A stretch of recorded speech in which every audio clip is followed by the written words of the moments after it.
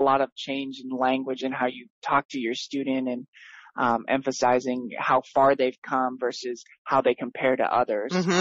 Is huge, because a lot of times we make the mistakes ourselves. I do it all the time of saying, how does my, both of us used to run. How does my time compare to everyone else? Oh, yes. We're always comparing.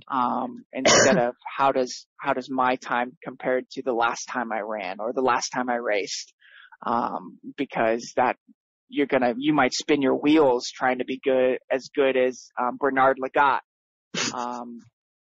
your whole life, and still be a pretty dang good runner, without having to feel shortchanged for not having that huge amount of success. And so I think it's also, the growth mindset and redetermining what a student thinks of as success, because I think even with students in general education, we maybe absolutely feed them a lie of, what it takes to be successful. But, and what is success? And we forget to ask them what they want to do, and what sort of things are important to them, and how can we help them reach those goals, instead of how can we compare our children and the general success that we take. I hope that explains your. No, that really it does. Going deep into philosophy there. I know. I'm like, okay, we could go really, really deep on this one, but we'll just move away from that, because that's enough for another whole podcast, I think. Yeah, I think so too. Okay, so I guess what is it that you like best, and where do you see progress in the field of school psychology? Give me a sound bit bite on that. Yeah. With the culture and climate of our country, there's guns in schools. We're recognizing that there's a lot of more mental health issues related to, especially suicidal ideation with kids. And so the culture and climate is shifting to implementing more and more mental health supports, which is freeing up school psychologists across the country to spend more time. We all want time. We all appreciate doing evaluations and assessments, but that for most of us, that's not the reason why we got in the field.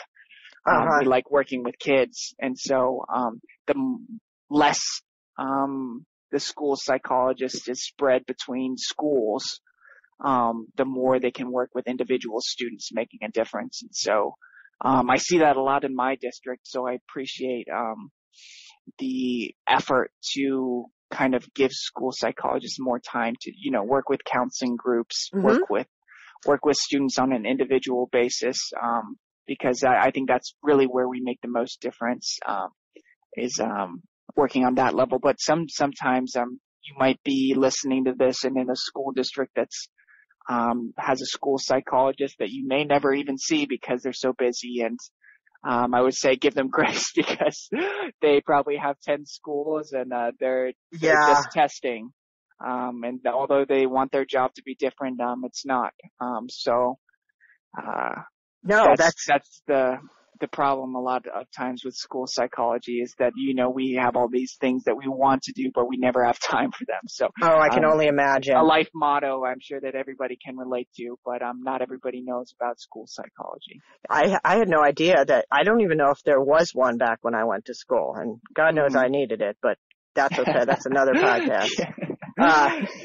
Anyways, I was going to say, what do you do? Like, what do you do for fun, and how do you cope with like the stressors of the job? How do you blow off steam type thing? How do you manage?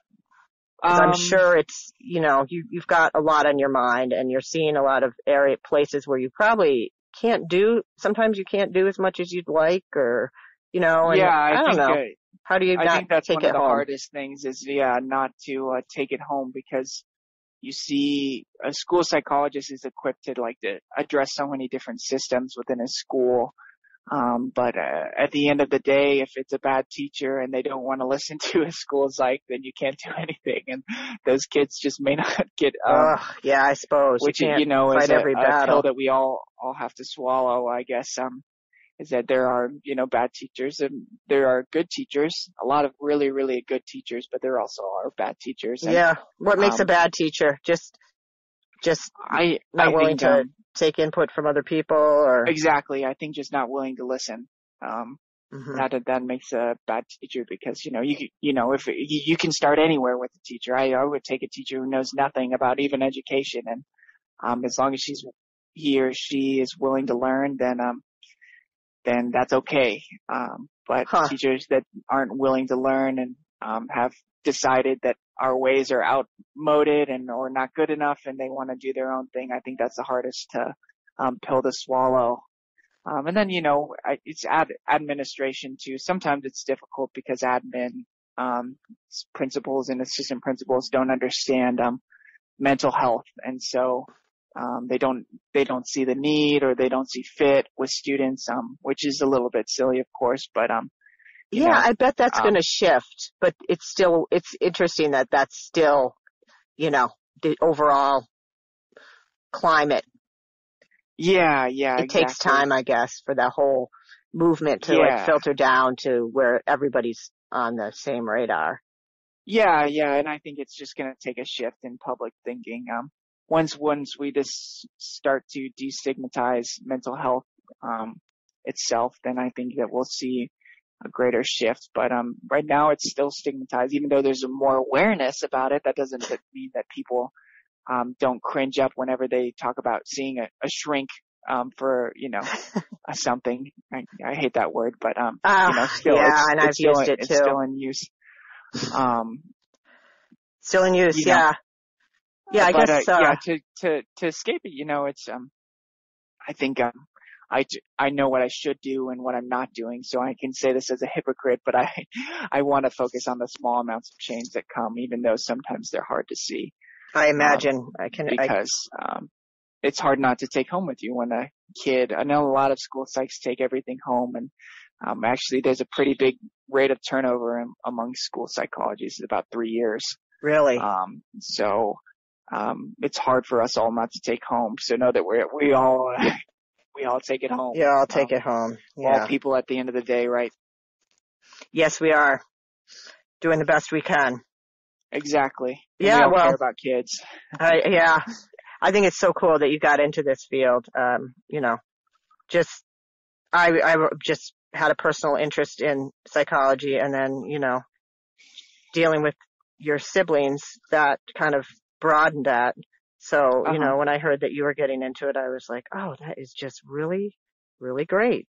I'm trying to see if I have any more questions.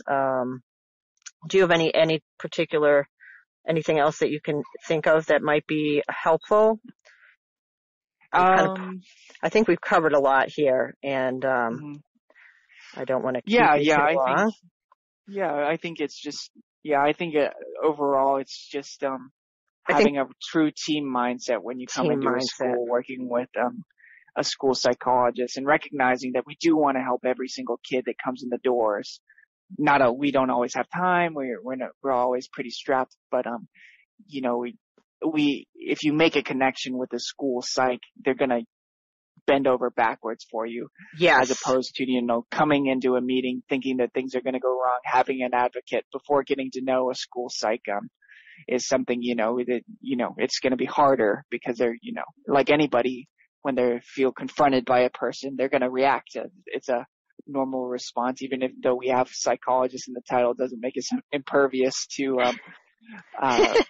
the gut reactions that we all experience. Absolutely. So. Yeah. I think the team mindset's really important, and I really like that, you're talking about like more services like groups. I think social skills groups and, places where kids can practice those interactions, in a safe environment. It's great to hear, like when I hear more that those are becoming more popular, more, it's encouraging as a parent, knowing that that's the direction we're going, and also, but we still have a long way to go. And I think, what was I going to touch on with mental health? But no, I think we've said pretty much everything. So,